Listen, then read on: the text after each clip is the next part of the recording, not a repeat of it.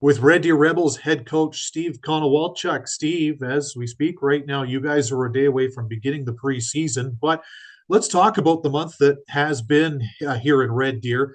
What has your group been like? What's the excitement level like, and how anxious are you guys to get back on the ice here for real in a couple of weeks? Well, I've appreciated the work the guys put in the summer. That's the first part that they wanted to get better, and the conditioning was good. So that's always important, a good start.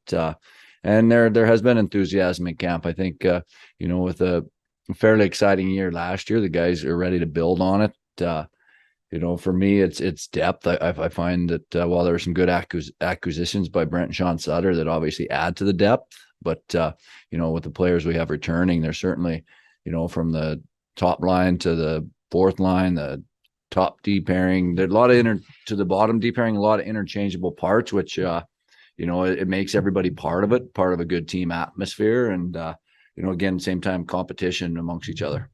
I want to ask you about the playoffs last year. Of course, you guys made it to the second round, to the dramatic 3 overtime win in Brandon to get past the Wheat Kings in round one. But boy, I mean, after a couple of seasons where nobody had playoffs at all, I'm sure that experience for you guys to have been able to go through that last spring with the Rebels has to serve as just in your minds a taste of what you would like to be more of a regular occurrence here going forward, and just to kind of build that hunger amongst your group. Yeah, definitely was a real big learning experience. One, you get going in the regular season and you talk about different details and how hard you have to work. So when the games get real tight in playoffs, you've got the good habits down. And I think at the end, going through the Brandon series, that was a tough series. It was as tough a series physically, and they pushed back and we pushed back. As tough a series that really that I remember even from my coaching days in Seattle. And it was exciting to get it in the third overtime, and so that being said, that was the first round, and our guys certainly want to build off it and improve on that. Ben King, 52 goals for him last year, led the WHL. But my question surrounding him to you is just, we saw at the 2022 NHL draft some 19-year-old players from this league, Ben included, get selected by NHL clubs. And of course, Ben goes to the Anaheim Ducks. I just want to get your thoughts on, just what that means for him, and what that means for your group to have a guy like that come through and have the success that he did last year, as well as get rewarded at the NHL draft for his efforts. Well, it's important to be able to, for the younger guys to see that if it doesn't happen for you right away, that there's still a light at the end of the tunnel. And that's important for the younger guys. Obviously, it's real important for him to go out and do it and put the year up that he did. But you always want to be able to, believe that you can keep improving. And scouts aren't wrong; they're not always right, and you can prove them wrong. Guys develop at different times, and I think that's just kind of the culture. It's important to keep the culture going. That that just keep going and keep digging in. You never know. And King had a great year, but Bain signs a contract. So you have two guys that. I guess at some point the scouts didn't necessarily believe in enough to take a chance on at the draft early on, but they proved them wrong. They proved them wrong, and they earned it. So it's really important to the culture, to the young players that didn't get drafted, or guys looking up that, hey, you know what? It's not too late. 20 years old, I can still get a contract. 19, I can still get drafted.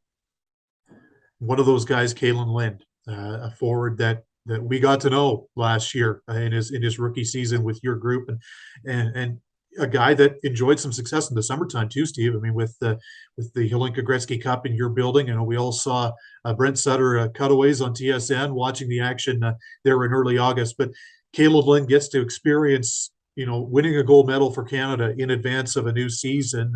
How much momentum and how much kind of confidence do you think he carries over from that experience to come into your camp as a gold medalist? Well, it all builds, right? It all builds and adds confidence and adds the belief that you belong. And the first and foremost, he's out there with the best in his age group with Team Canada, and playing along the side of him. So that builds confidence, then to be able to win. Anytime you can be on any team that wins something, it's so important, and to take stuff away from that. Yeah, he had a good year. I think he he grew last year as our team grew, and he got more and more ice time as the year went on, and he's a high character player and a very competitive player, and and sometimes in today's game, teams are looking for that element, just that natural compete, and he has that, and it's something special he has, and he on top of that, he has a pretty unique hockey sense and a slipperiness to pick up loose pucks and make plays. So there's a lot of positives going forward with Kalyn. You touched earlier on the moves that Brent and Sean made to your roster over the summer. One of them, I mean, we looked at Tanner Brown as a summer move, adding a veteran to your back end, but you had an NHL drafted player too recently in Mattlingard. What's his presence been like since arriving in Red Deer? How is he settling in to your group? I know as we speak right now, he's just about to hit the road to Buffalo, but what's he brought to your group since coming over from Kamloops? Well, the player, like the speed and skill pops at you right away. I mean, he has that speed, skill.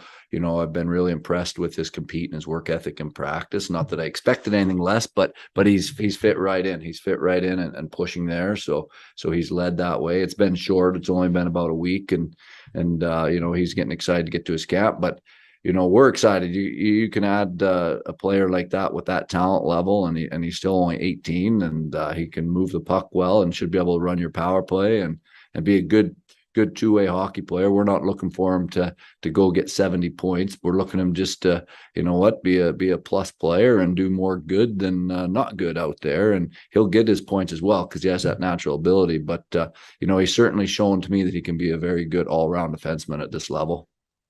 Last one for you, Steve, as we look ahead to the regular season, a couple weeks out, as we mentioned off the top. How excited are you guys to kind of test your mettle, see where you're at against what really is kind of a new look Central Division this year?